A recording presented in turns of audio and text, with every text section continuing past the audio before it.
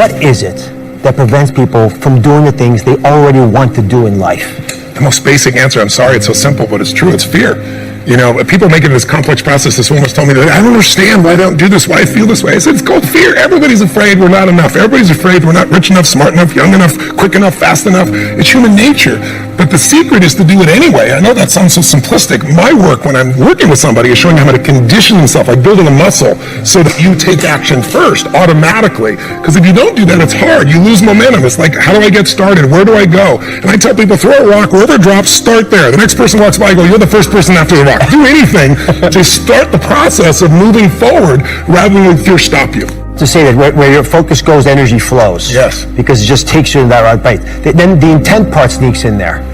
Is the intent because you got to pick what you want to do, or just do something and you'll figure it out as you go? You need to be clear what it is you really want. I always tell people, know not only what you want, but why you want it. I know this is simplistic, but most people just don't do the blocking and tackling of their life.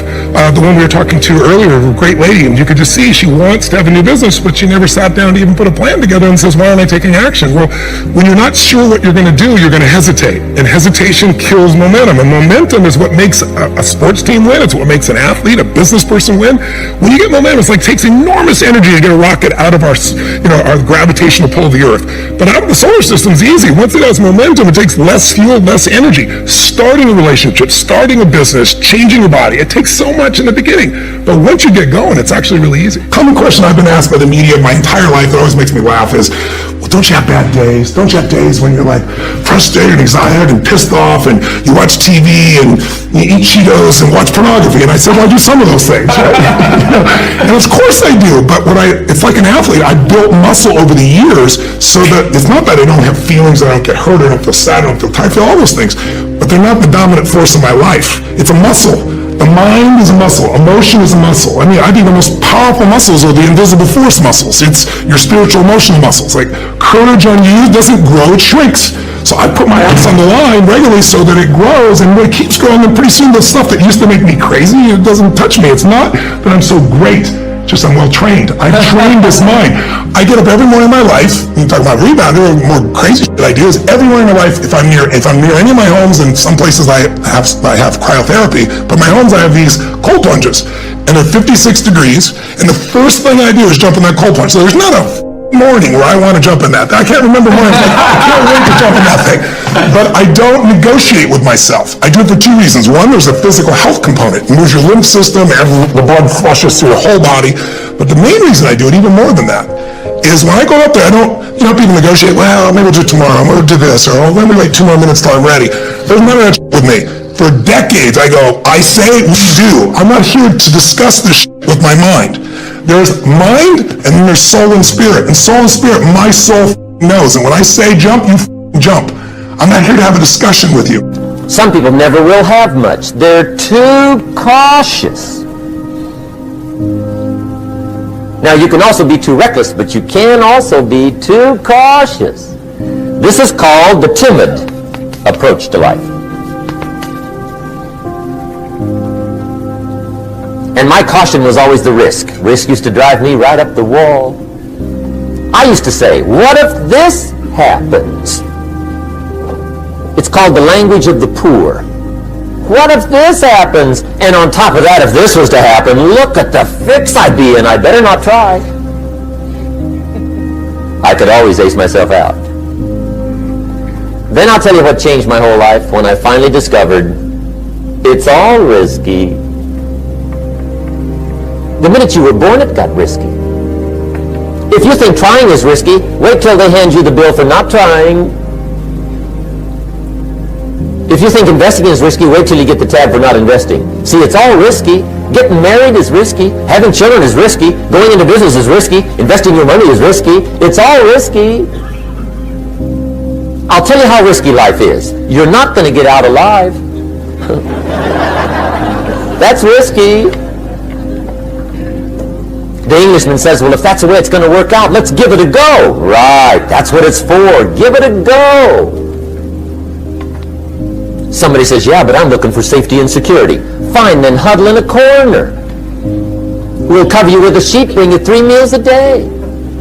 And we'll protect you, feed you, look after you, care for you, we won't let anything happen to you, and you'll probably live to be 100. The guy said, well, yeah, I'd live to be 100. But what a way to live.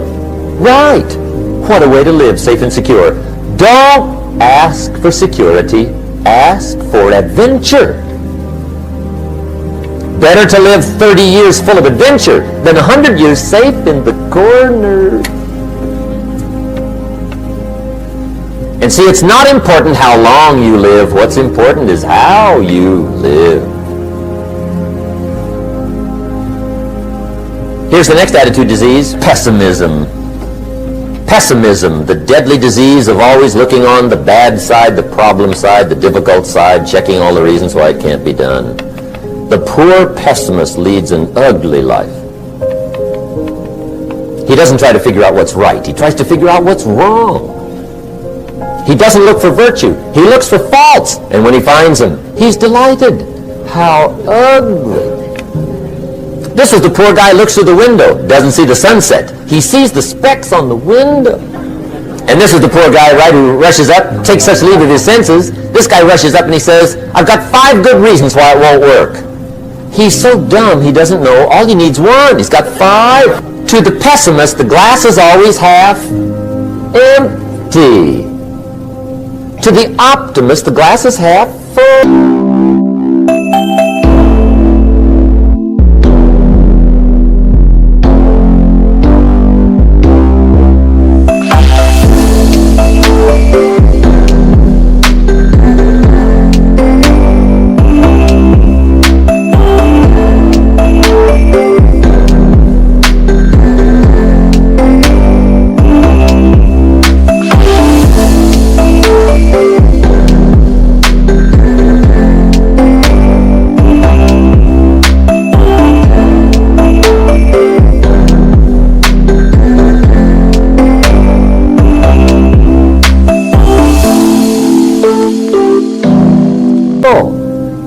Why would the same measure affect people 2 different ways? Answer, it all depends on how you look at it. Our lives are mostly affected by the way we think things are, not the way they are. The way we think they are affects us most. One of the major things Shove taught me when I met him, he said, poor thinking habits keeps most people poor. Not poor working habits. Most people work hard, but they don't think hard. And Shove taught me that the mind is like a factory, a mental factory. And whatever you think about all day long pours ingredients into this mental factory. And that's what builds the economic, social, financial fabric of your life. He quoted me a Bible phrase that says, as you think, so you become. How awesome. Dr. Alfred Golson, who has since passed, was a very unusual guy. And he told me, he said, Mr. Brown, you have cancer. I said, can you give me a second opinion? He said, yes, and you're ugly too. I said, oh my God! So I didn't have a chance to have fear because those 3 words, you have cancer, 3 of the most feared words in 7 different languages. I saw it as a fight, and from that time to this time, my PSA was 2,400, and that stands for prostate specific antigen, and now it's below 0 and metastasized to 7 areas of my body, which was a good thing because 7 is my lucky number. Okay, so.